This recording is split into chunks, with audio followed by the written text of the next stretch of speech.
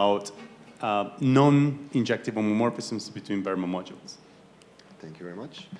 And thank you, Slava, for having me here, especially since it was on such a short notice. So I guess I should first apologize to all of you for having an extra talk squeezed in on the last day of the conference. So when I was choosing the topic of today's talk, I realized that this is going to be a meeting of both people from VOA theory and also rep theory, Lie algebraic rep theory. So hence the title as presented here. But what I'm really going to be talking about is certain vertex operator superalgebra.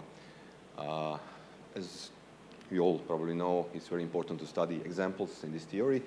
So I will focus on one such example. So it's n equal 1 super Heisenberg algebra at level 0. Let me start by, okay, so first I should say, I should say this is a joint work with Dražen and his PhD student, Jandrić. It was done maybe 2 years ago and published in papers in the previous year. So the idea of the talk is to discuss a certain vertex operator superalgebra, but also to apply the results to some typical questions that arise in Lie theory, Lie theoretic rep theory, like structure of Verma modules, etc. In the talk, I will show you that, so I'll be only concerned with highest weight representations. In this talk, I will try to convince you that these highest weights should be parameterized in a certain way, using 2 parameters, but one of them is more important, and denoted by P. And the structure will depend heavily on this P. For example, one important thing is the sign, and another one is the parity. So odds or even. And this will give us four different cases. For representation theory, it will turn out not to be the same in all of 4. Actually, in 3 out of these 4 cases, is going to be something that's relatively expectable, and relatively easy. But one case was sort of surprising for us. Among other things, the title tells you what we might expect there. Before I start with the super case, let me just say that so this algebra was introduced in a PhD thesis by Jandrić, and it was a sort of a natural continuation of our previous work, Dražen and myself, on the even case, so non-super case. And I'll start by giving you a short presentation of work in past maybe 5 years or so. So the Heisenberg algebra, I'm avoiding the prefix, not telling you what type of algebra it is, because you can both consider this as the Lie algebra or as the vertex algebra, as you like. Historically, it was introduced by Arbarello, De Concini, Katz, and Procesi more than 30 years ago, of course, as a Lie algebra, but let me start by defining it as VOA. So as a VOA, this algebra does not have, let me tell about that in a minute. So let me just define it. It's fairly simple. You have 2 fields. You have the Virasoro field, which I'll be denoted by L, and you have the Heisenberg field denoted here by alpha. And the relations of the Fourier coefficients give you the Lie algebra, as you can see here. So there are 3 central charges. The Virasoro central charge, the Heisenberg, and the one obtained by action of Virasoro on the Heisenberg here. And it was shown by these authors at the beginning that whenever you take C alpha to act non-trivially, you basically get the tensor product of Heisenberg and Virasoro. I'm just using this to make it short. What does it say is that highest weight representations over this algebra are just tensor product of highest weights representations of Heisenberg and Virasoro for certain central charges. So the interesting thing happens when you let the C alpha to act as 0. Of course, this means that this alpha now is not really a Heisenberg element anymore. It becomes a commutative field, but we'll just keep calling it Heisenberg-Virasoro algebra, no matter what. And it turns out that as a VOA, this algebra H is simple, but it doesn't have a lot of the properties that are usually considered as nice in VOA theory. So it's irrational. It's not the highest weight, the category of highest weight representations is not semi-simple, and so on. Still, it's relatively simple, well, easy to work with this algebra on a computational level, so we were able to get some very nice results. And I'll just quickly go over those results to maybe so you can get a feeling, because this is what we are trying to generalize in the super case, which is the main topic today. So the study of this C equals 0 case, which I will relate to as, a level 0 case, was initiated in 2003 by Juli Bilic and continued by Dražen and myself in 2 or 3 papers some 10 years after. And the order of results attained goes kind of like this. So first, Bilic gained he approached this as a purely Lie algebra, infinite dimensional Lie algebra, and used some standard representation techniques, representation theory techniques to get the classification of irreducible highest weight modules and to describe the structure of Verma modules with some information on singular vectors and so on. And we took over from there. We find the free field realization of this algebra. Free field realization was already mentioned in several talks this week. So once we got that, we found a certain screening operator, which gave us a lot of nice results. For example, Verma module embeddings for some cases. So also there's a parameterization like this, just forget about the odd part. So for some of the cases, one could realize Verma modules by free field realization.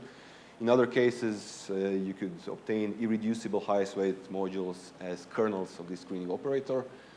And we gained the exact explicit formulas for singular vectors. We got some nice fusion rules for an interesting subcategory of highest weight modules, and a lot of other nice results, like construction of certain logarithmic modules, both of infinite rank and some finite rank, locally finite, local infinite, whatever you like.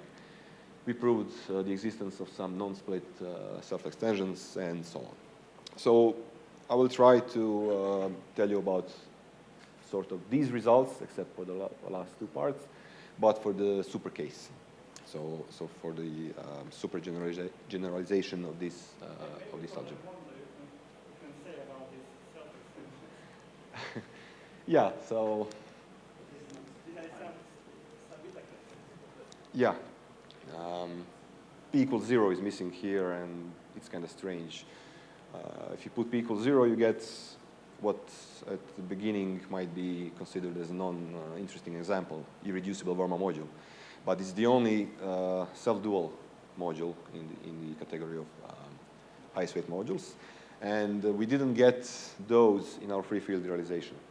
So in order to realize these modules, we used certain Whittaker modules, and then we needed to use sort of deformation of the algebra, of the Virasoro part. And in the process, we obtained some of these self-extensions, which are non-split.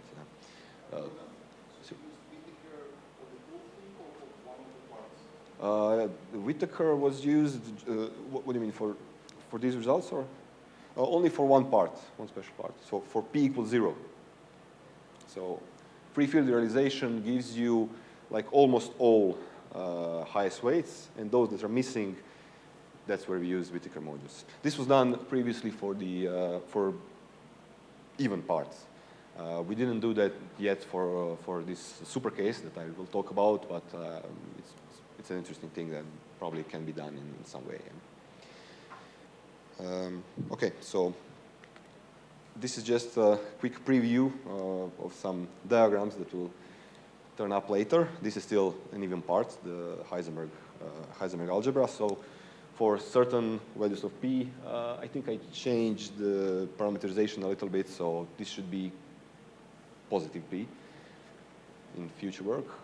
You get like Fock space representations, which turned out to be exactly the Verma modules, and then Q is a screening operator which maps one Verma module to another, gives you the embedding. And if you take the dual case, the p negative, then the diagram looks kind of like this. So now we have Q, which is not injective. So on the previous slide, we had injective action of screening operator Q. And here, it's not injective. So if you start from the top, this vector generates the kernel of screening operator Q. And this module is precisely the irreducible highest weight module of given highest weight. And then you get sort of filtration and so on. So this is also something that we're aiming to get for the super case. So I should proceed now to the definition of this algebra. I'll start with the definition of VOSA, so superalgebra, which so it was introduced in PhD thesis by Jandrich by using the notion of Lie conformal superalgebra. So Lie conformal superalgebra. And then when you get Lie conformal superalgebra, you can attach to it the associated universal enveloping vertex operator superalgebra. And of course, there is an associated just Lie, usual Lie superalgebra, so you can consider it as either of these three types of algebras. So let me just see what we're dealing with here. You have the same two fields as before, so the Virasoro field and the Heisenberg field, and these two generate H as before. This is the even case. You get the superconformal vector, which I'll denote by G. So Virasoro and conformal and superconformal generate the n=1 Neveu-Schwarz algebra. And there is one extra odd field, which is denoted by psi, which is just a fermionic field. And the remaining relations are given here. So again, the fermionic part, this is where this C alpha central charger appears again. And just as it was the case in even part, when you let this C alpha act non-trivially, you sort of get the tensor product of known algebras. In this case, the super Virasoro or the Neveu-Schwarz. And instead of Heisenberg, you need to take the super Heisenberg, which is also called Heisenberg-Clifford algebra. So we will focus on level 0 case, which means we let C alpha to act trivially. So I'll go back once again. So it means that Heisenberg field is actually commutative. It means that this fermionic part is actually anti-commutative, and these two actually commute. So you have a large anti-commutative part inside. Okay, so this is okay. One other thing I should say: when you let the C alpha act trivially, then the third central charge, unless if it's 0, in which case you get sort of a trivial to degenerate thing, can be chosen to be anything. So for any non-zero value of this central charge, you get isomorphic algebras. So you may as well just make the remaining two central charges to be equal and denote them by C. And unlike, for example, Virasoro case, the central charge does not really play an important role in a sense that for any C, you get the same thing. There are no minimal models. In fact, for each value of C, this is a simple algebra, which I will prove at some point. So I will just denote it by SH and refer to it as super H in order to avoid this long proper name. Okay, so this is the main object of study today. This is just the list of results that we will see.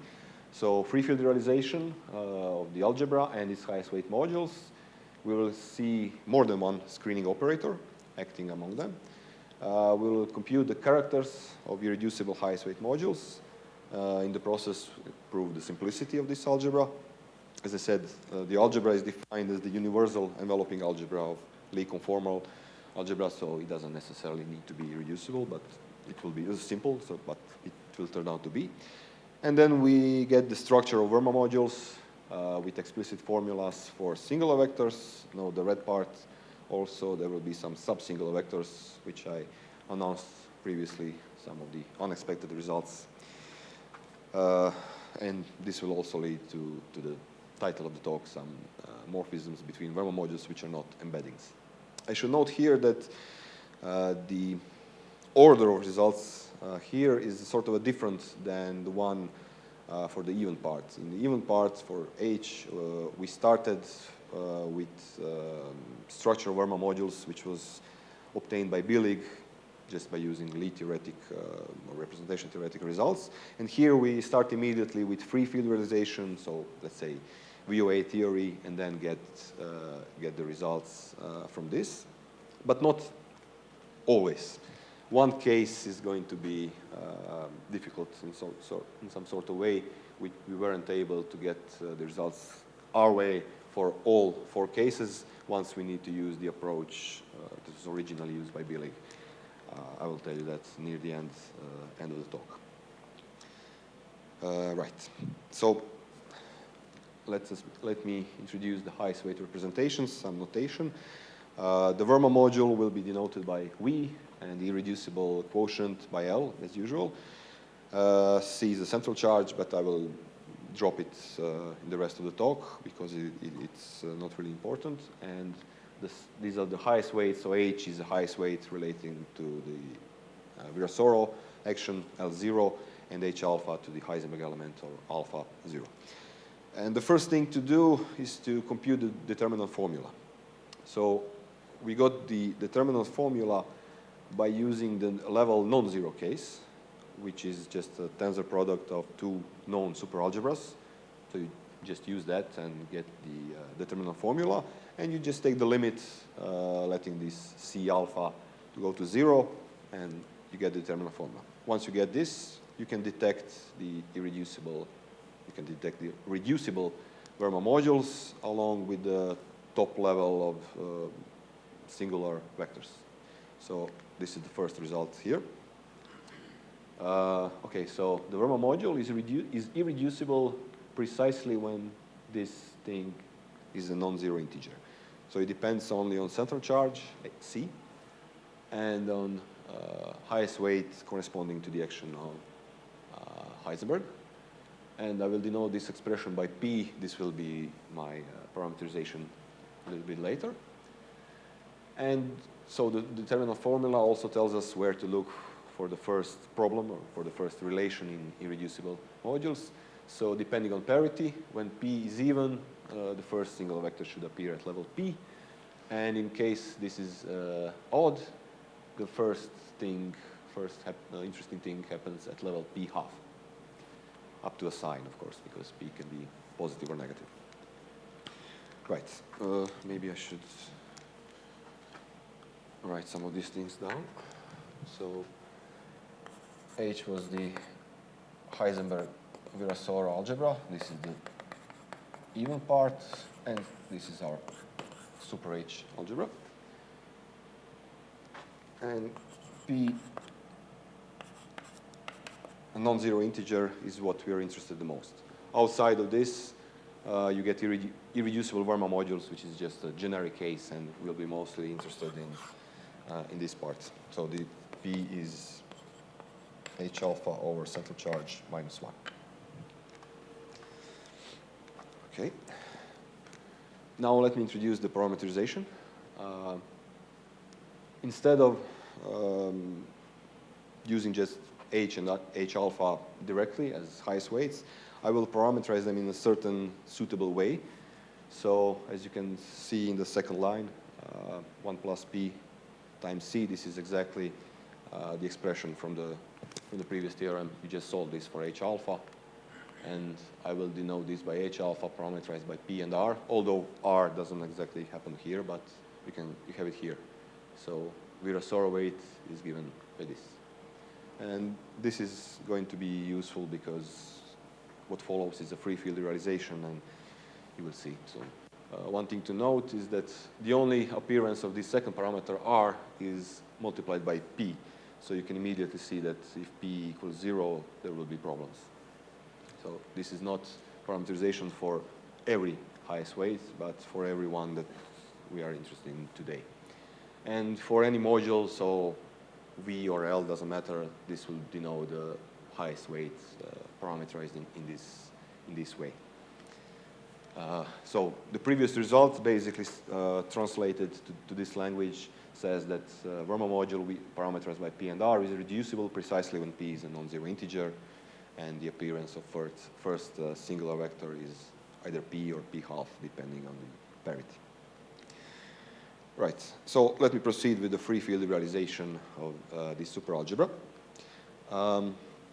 What we did was we started from free field realization of the even part, and it is done like this. So L denotes the hyperbolic rank 2 lattice generated by these x and y.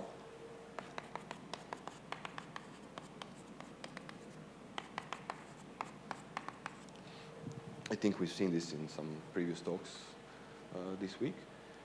And so to this lattice, you can, in a standard VUE theoretic way, assign a rank 2 Heisenberg algebra. So it's a rank 2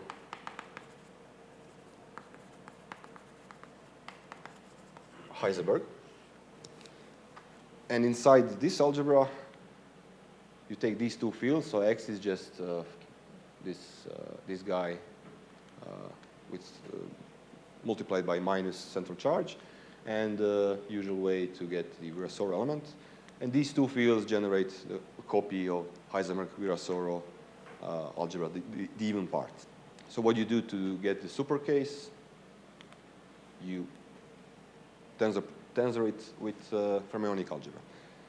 So F2 will denote the Fermionic Algebra generated by these two fields, psi plus and minus. And these are relations, so they are both anti-commutative, and the relation among the two of them is just this. Inside of this algebra, you can also have the Virasoro element, and then you just take a tensor product. So for future reference, I should maybe write this down.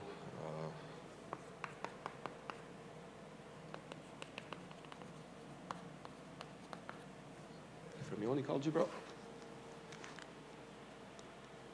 And what you do, you take the tensor product. So M1 tensor with F2 is the Heisenberg-Clifford algebra. And inside of this guy, we can realize the super H, the algebra I'm interested in today. So you just need to add these two Virasoro elements.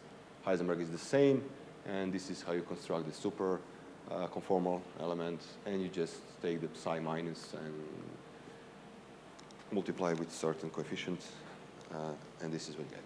So the relation between these two are precisely the super H. So my algebra is now inside here. Okay, and yeah, so where do we proceed from here? We take the lattice vertex operator superalgebra. So we started with the lattice rank 2, which you can imagine like this. So let's say this is x and y. And now to each lattice element, you can, so you take a group algebra, which means to each element here, you assign a certain element. Let's denote it by this.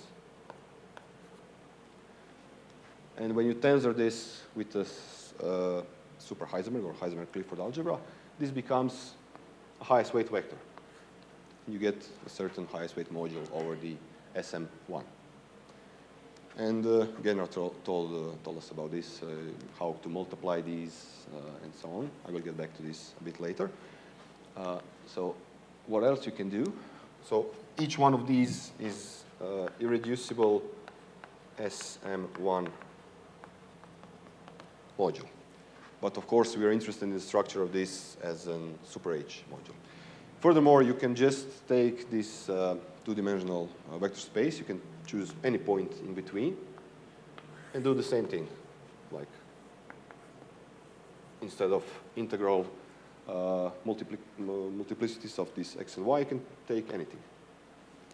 And in this way, you get M1H, again, irreducible, highest weight SM1 module. So these are SM1 modules, but we want to know what is their super H structure. Obviously, you have a highest weight vector, so what happens now? Do you get a cyclic module? Do you get some other structure? What highest weight modules do we obtain this way? This is what I'll talk about. I will use the parameterization introduced on the previous slide. So instead of writing these elements like E power something, you need certain linear combination of the generators x and y, depending also on parameters P and R. And this is what I will be using so forth. So instead of this, I will use VPR to denote the highest weight vector of highest weight HPR and H alpha PR. And as I commented earlier, when P equals to 0, then you get some problems. So for P non-zero, everything is fine. You get one-to-one correspondence between the parameterization and interesting highest weights. So today I will not be talking about the P equals 0 case, which is also interesting in a certain sense. But for now, let's stick to P being non-zero. Okay, so further notations. You start with this. I'll draw another picture. VPR, and you act by the whole Heisenberg-Clifford algebra. You get the Fock space representation, FPR. And of course, we want to decompose this as super H module. One thing worth noting for future reference, I'll write it down here. FPR. If you take a contragradient dual of this, it just shifts your parameters by -1. This will be helpful at some point. Okay, so here's the first result. What do we get when we restrict our action on the top level from the SM to the super H as a subalgebra? Well, unless P is a negative integer, you get the same. So the whole Fock module is also a highest weight module over the super H, and it's precisely the Verma module. So it's Verma module because these have equal characters. This is easy to show. How do you show that this is also a cyclic module? Well, you sort of act down. If you start from the top level vector, we show that you can reach anywhere you want. So any element of this can be approached from the highest weight vector by subalgebra super H. So what happens in the remaining case when P is a negative integer? Well, then you get the irreducible quotient as a submodule.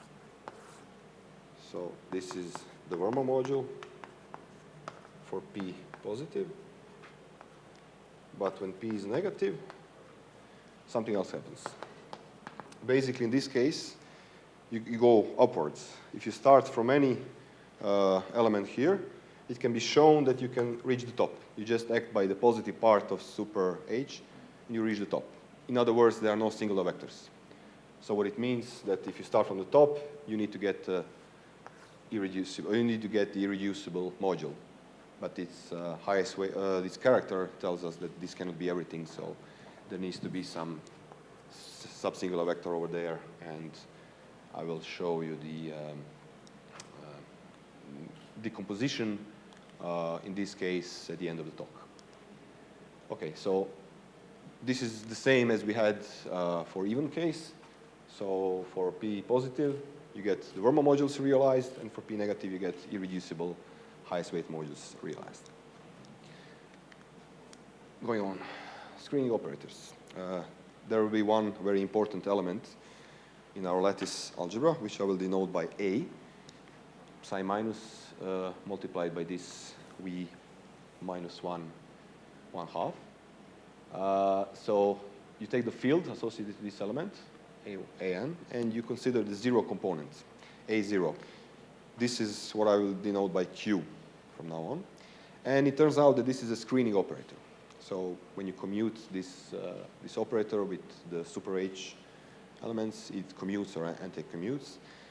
So if you have a screening operator, this means that acting on any highest weight vector by this Q, you either get 0 or you get a singular vector. So this is the first important thing here to notice. There will be more screening operators later. But let me now apply this Q. How does this Q act? Or in particular, how these guys act? Again, already told us about this. So let me just define first the Schur polynomial. This is the Schur polynomial in variable alpha, which is now commutative field. So you can define it by expanding this exponential function on this guy and taking coefficients in R. Why is this important? Well, because AN, from the previous slide, acts on highest weight vectors in this fashion. This is the Schur polynomial. This is the index. And note that the Schur polynomial acts non-trivially only when this is a non-negative integer. So what this tells us is when this thing here is a positive integer, you'll get something interesting. Otherwise, it will just act trivially. And this will happen when P is a positive and odd. So this is our first result. Well, the first formula for singular vector. So we assume that P is an odd positive. We are here now. Q maps one highest weight vector to a singular vector inside of the Verma module. This is the exact formula. And this is precisely the singular vector that was detected by determinant formula. So the top level where something can happen. So we get this singular vector explicitly right here by using this screening operator Q. From this, now we can ask certain natural questions, like for example, is this everything? What is the submodule generated by this singular vector? Is it a copy of Verma module or not? Is this module maximal, or is there anything else? And I will not give answer to this yet. I will return to this later, because this is precisely the most interesting case. So let's build some suspension here. Instead, I will go to the even case now. So as we've seen on the previous slide, acting on P even, this will get us nothing. Just trivial action. So we need some other tools to approach this problem. And luckily, we had some tools. Actually, Dražen did. So we used some construction by Dražen and Antun from a long time ago, 10 years more. So let me get back to this VOA thing here, the lattice VOA here. Here we had the zx plus zy. And now instead we can focus only on this rank 1 lattice, but also we'll take half points, half integer points. So we take also x half. And this is what we'll denote by pi 0, 1/2. So you only take these vectors and proceed the same as before. You tensor with Heisenberg Clifford, and the rest is the same. You can consider this algebra as the simple current extension of pi 0. So if you disregard the half integer points, then this is precisely the fixed point subalgebra under the action of this automorphism, e to the I pi y0. Basically, this sigma x as identity on integral points and as a switch of sign on half integral points. Okay, so why do we need this? We use this sigma automorphism to construct or to consider the sigma twisted modules. By sigma twisting, you get some other interesting operators.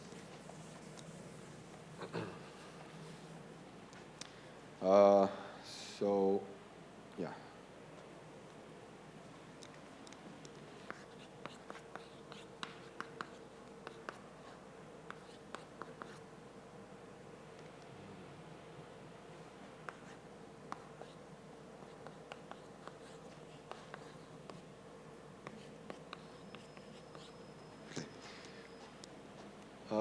Now we use the same Fock space representations, but we act with a slightly different algebra, P0 1/2, and we consider them as sigma twisted modules. And this is not the module decomposition over the pi 0 1/2, just decomposition of SM1 modules. You can look at it that way. So you are able to move between these second parameters by jumping by 1/2 of integer. And now we get back to the element A that we used to define the first screening operator, Q. But now we consider the twisted operator A. So we twist it by this sigma, and now it looks like this. So now you have half integer values here, which will finally allows us to act on the even part. But first we need to introduce new operator, actually an even derivation. I'll write it down for future reference as well. So S twisted is A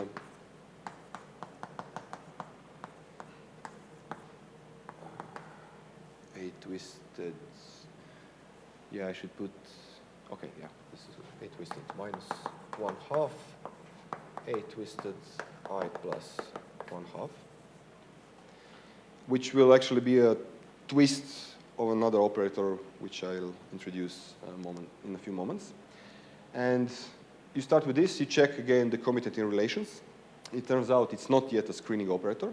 There is one slight problem, so we'll have to fix it like this. So we define G twisted as 0 component of A to the X minus S twisted.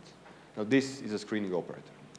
This is a screening operator, and again, we can act by G twisted to highest weight modules to see what we get. If we get a non-zero vector, then this is sort of a screening operator. So this solves our problem in over here, P even positive. This is the next theorem.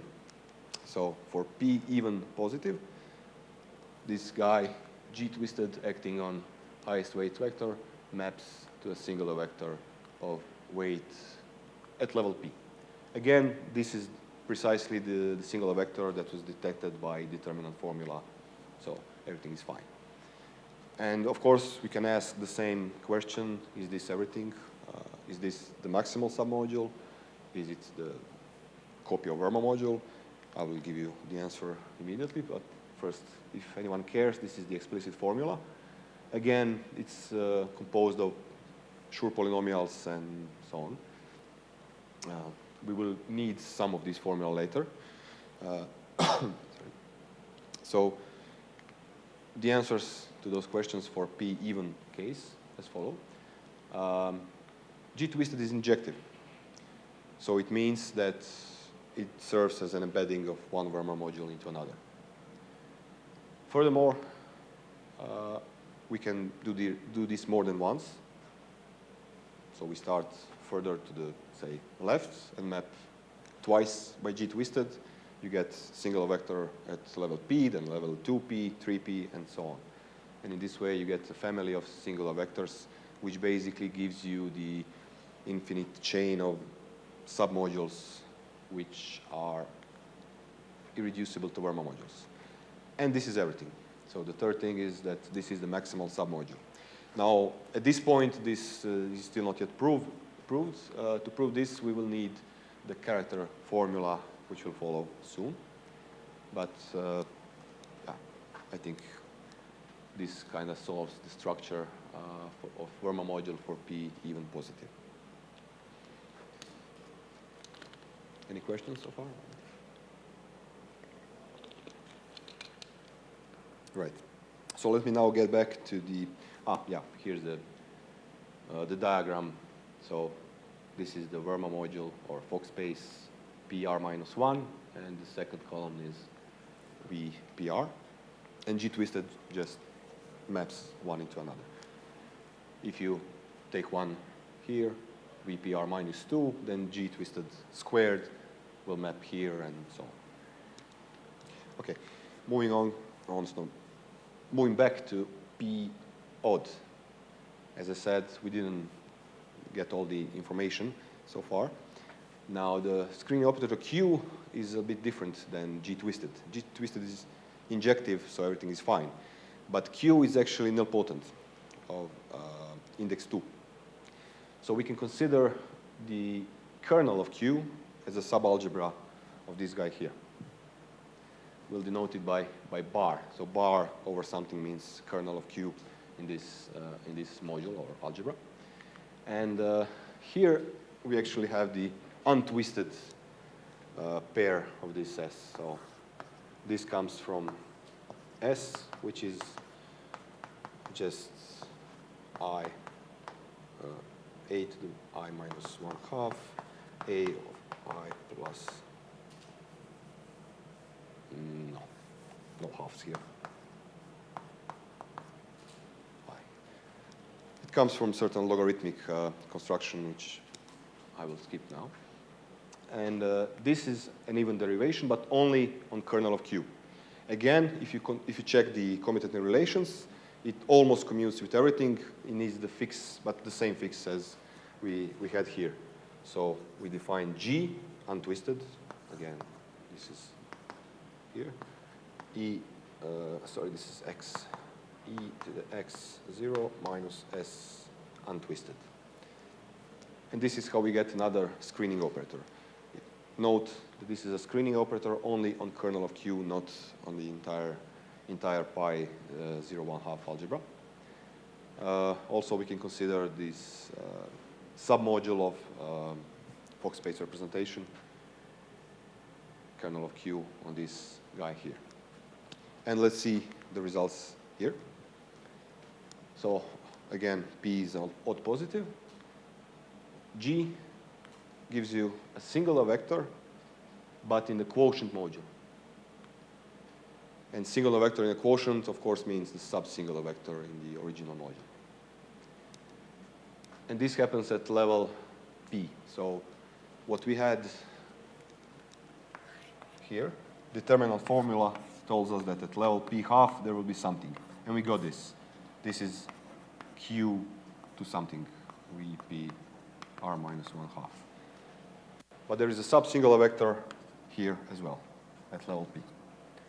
This is not something that we expected to get. The reason for this is lies in nilpotency of Q. So basically, if you take this element and kind of square it, you get 0. So there's a relation inside the Verma module, which is, of course, only possible because we're in a superalgebra case. So this is this Q is actually psi minus P half plus things. But this is anti-commutative. So there lies the problem. Okay. If you care, this is the formula. It's quite the same as the formula for singular vector in even case. You just switch the halves here and everything else is analogous. So we can now state the structural result theorem for this odd situation. Again, you have a bunch of singular vectors and sub-singular vectors by acting with powers of screening operator G and adding or not the Q. I will show the diagram later. It will be, I think, easier to see what's happening. Furthermore, this sub-singular vector generates everything. So this is the maximum. I mean, all of these lie inside the maximal submodule, which is cyclic, but generated by sub-singular vector. So the quotient is the irreducible highest weight module. Again, we show the irreducibility of this by finding character formula, which will soon follow. And this theorem can be visualized like a bit more complicated diagram than before. So this is Fock space FPR, which is a Verma module. And the left column is the kernel of Q, the submodule. And Q maps one highest weight vector to the singular vector. So black dots denote singular vectors, and these white dots are sub-singular vectors. G is a screening operator on the kernel of Q. So it just embeds this part over there. But it's not a screening operator over here because this is not in kernel. So it maps singular vector to a sub-singular vector over there. And you kind of play with these two guys to get all of these singular, sub-singular vectors in the Verma module. Right. How much time I got? 15 minutes. 15 minutes. Okay, thank you. Right. So finally, let me say something about the characters. How did we compute the characters? Well, here's the theorem. First, let me just say that if you ignore these brackets, you get the character of the Verma module. So what this means is that the character of irreducible is obtained by just subtracting the Verma module character at the top level, which kind of suggests that the maximal submodule is the Verma module, which is true in 3 out of 4 cases. We just saw that it's not the case here. But nevertheless, the maximal submodule, one seen before, generated by this sub-singular vector here, still has the same character. And how do we prove this? Well, we use the fact that we have this relation between P positive and P negative. These are mutually dual. So if you compute the character of one, this is at the same time character of the second. And we show equality by just showing 2 inequalities. First, we show the one part in case P negative. So far, I don't know anything about P negative, except that we have realization of irreducibles as submodules in our free field realization. And we can compute the character by some technicality, just showing that what will turn out to be PBW basis is linearly independent, which gives you one relation. And to prove the another inequality, we turn to the P positive case. So here we have these formulas. As I said before, so far, odd positive, singular vector looks like this, plus things. And this is singular vector, and sub-singular vector looks like this, plus things. So you just use these to eliminate certain PBW vectors from the Verma module, and you get another inequality, and combining these two, you get equality. So we use some of negative, some of positive cases as we see fit. At this point, it is clear that the algebra we're working with is simple because it is simple.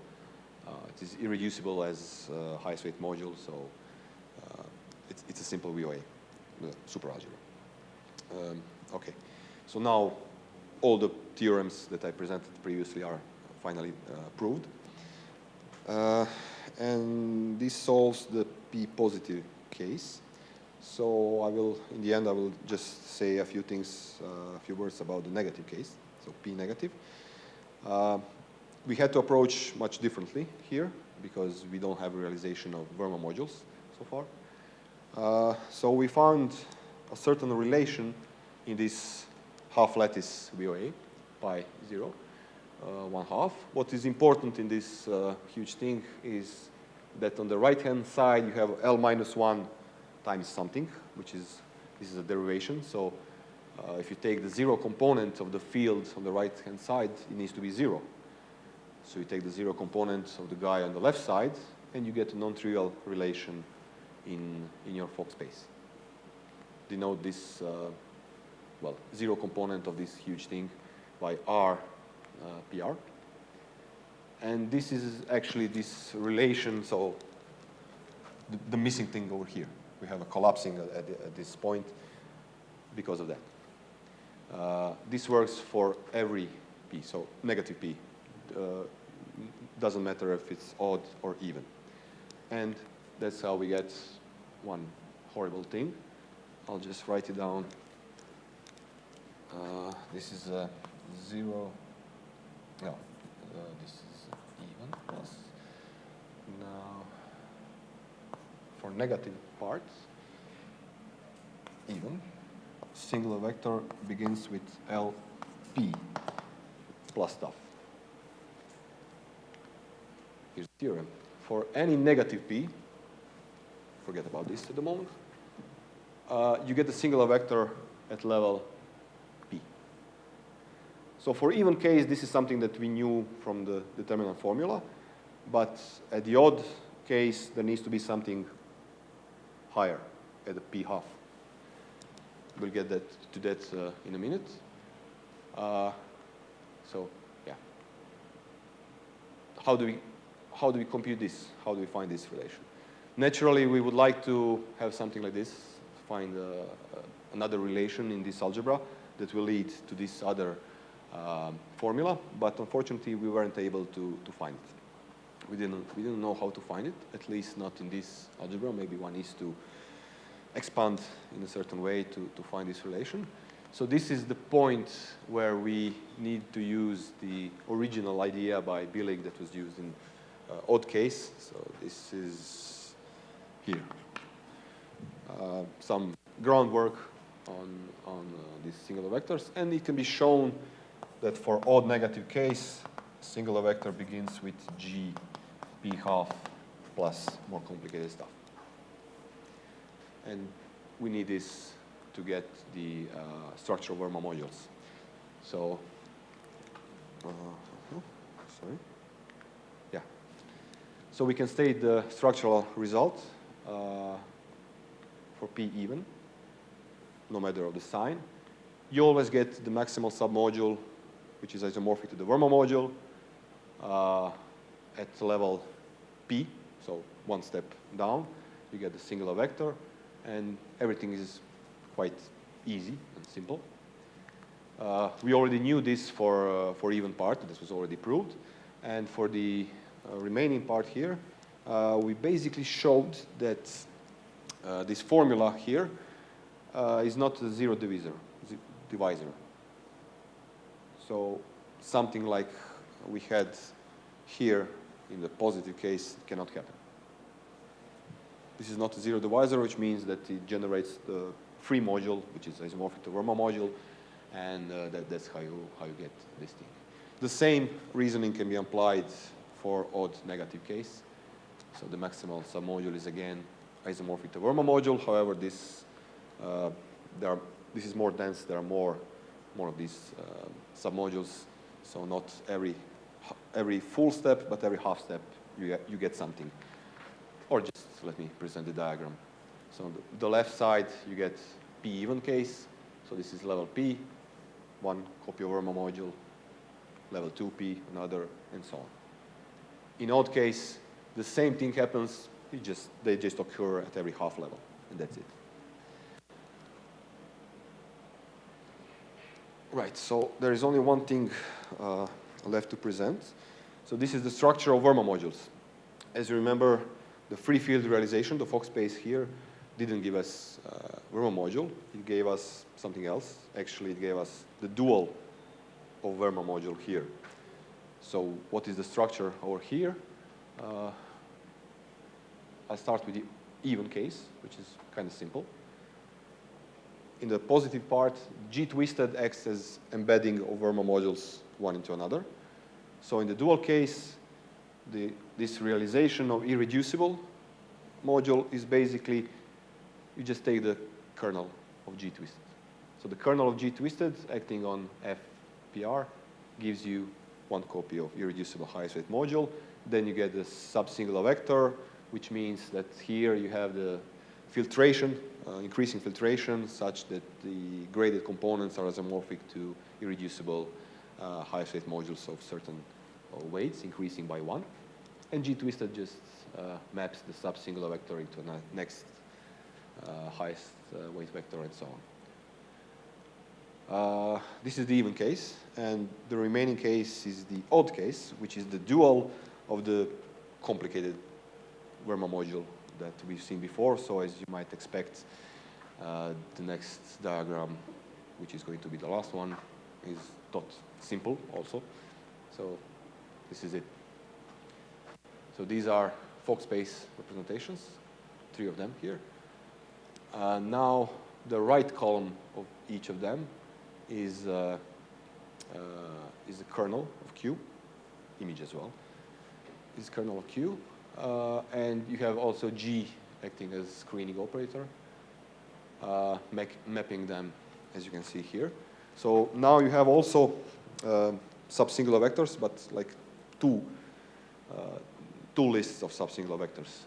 First, you can consider this Fock space as an extension of kernel of Q by, well, of the remaining thing, the left column by the kernel of Q. And each of them has a lot of subsingular vectors, which again, in graded components in this filtration give you certain irreducible highest weight modules. You start with the highest weight PR, and going down on the right side, you step by P, and on the left side, you step by P half on each step. And yeah, this is the last slide. You can start from here and move in other directions. You can try to find fusion rules, consider some subalgebras of this algebra. For example, the algebra, the even part, Heisenberg-Virasoro, has one interesting subalgebra, which is called, well, many different names. Physicists have at least 2, and mathematicians also some. I can say it's a Galilean conformal algebra, or W22, or some other names that physicists give it. And natural thing is now to consider the super version of this algebra embedded in super H. And yeah, many other questions are still open. We're working on this now, but yeah, this is all I had to present for today. So thank you.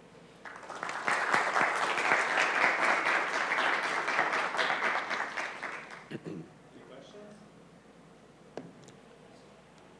So you showed that you can construct a lot of singular vectors by using singular vectors. Yes. Are these all singular vectors made Yes. Yes. This is the structural theorem tells us these are all. So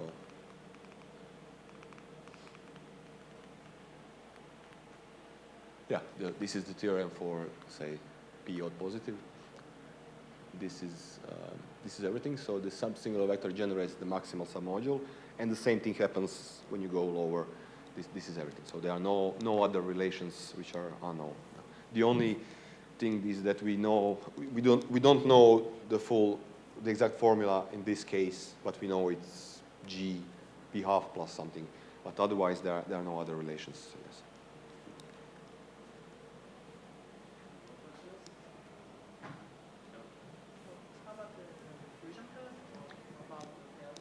Yes, that's a good question. So I can tell you about fusion rules for the even parts. We did this. Of course, you have embedding in this Fock space, and you know fusion rules for these, so you can use them. we obtained fusion rules for this subcategory of non-Verma irreducibles, except for, yeah, for them. I mean, they exist, you know, we hadn't written down. One is to use the free field realization to get some fusion rules, some intertwining operators. And then you take the transpose and the adjoint operators. But how to show that these are all? Well, we used actually some representation theory for that. Basically, you can consider tensor product of representations. You take the highest weight module, let's put it like this, and you tensor it with the intermediate series module for the Heisenberg algebra, which is something like this. And these are related to intertwining operators. If there exists an intertwining operator, then this has to be reducible. So we have a result on irreducibility of this. And you kind of play table tennis between these two. Like fusion rules give you some info, and formula for singular vector tells you when is this reducible, when is not. And gluing these two pictures together, you get the full result. Both you can classify irreducibles here, and you can find you can state the result that all of the fusion rules are whatever they are. So it goes something like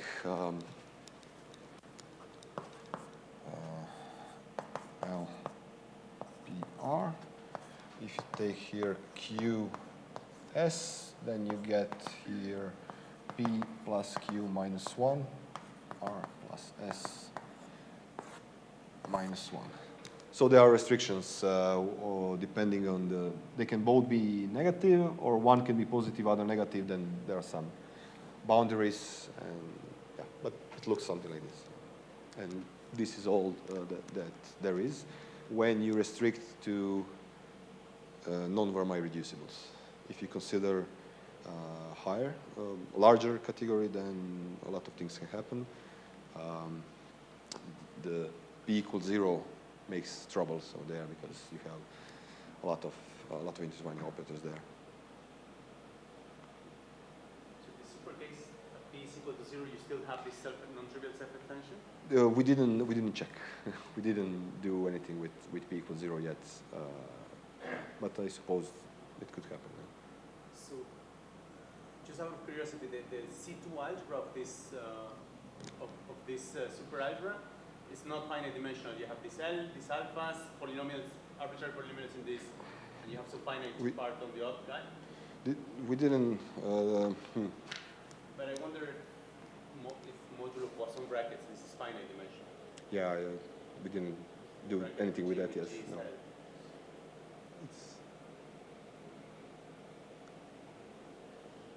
Yeah, needs to be checked, I don't know. Yes? Relation? Sorry, for category of logarithmic. So, yeah, we constructed some logarithmic modules in the even case. Actually, I think I might show you this. So these are logarithmic modules, again, in this pi 0 case. Yes, actually, this is it. I'll just use the diagrams. I think it's easier to, not like this, okay. So what we did was we used the free field realization, but then we applied deformation of the Virasoro element in a certain way. And what you get is that, so you have L0 deformed is equal to original L0 plus the screening operator.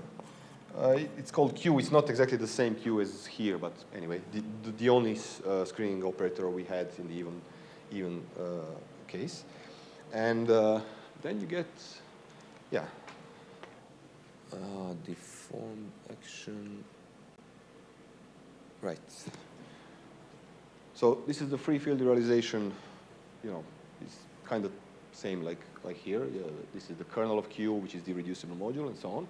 But when you deform the action, then it kind of happens that you fill this gap here. So this was an irreducible module, but now it's not anymore. This deformation, basically, you can move from here to here. So now this becomes a singular vector inside of this. Anyway, this whole thing becomes a logarithmic module, because if you act by L0 somewhere down, you can move to the right. It just takes you straight to the right. And in this case, for example, this non-semi-simple part, Q, is nilpotent. Increasingly, of increasing rank, the lower you go, the rank is higher, but it's always nilpotent. If you take the dual part, here the non-semi-simple part is of infinite rank. Like you just go on to the right. You can just move to the right. And yeah, this is the p equals 0 case. Okay, so more interesting thing is to consider this a Whittaker module. This is the Whittaker module after deformation of this action of Virasoro. So this would be non-split self-extension. And now with deformation, you get again the logarithmic module, and L0, wherever you start, L0 takes you to the left. So again, it's if you take like this module, for example, if you cut it from here, then you get the finite rank of this logarithmic module, which is the same wherever you start. So you pick any vector, and L0 deformed shifts you one step to the left, and eventually it ends up 0. So non-semi-simple part can be, in some cases, nilpotent or not, depending on the case. So we didn't do this yet for the super case, but I shouldn't say that we expect exactly the same thing, because based on what we saw here, maybe there will be some more interesting stuff. Yeah. I mean, first of all, there was only one screening operator in the even case, and now we have 3. One is nilpotent, the other 2 are not. So, yeah. Maybe I didn't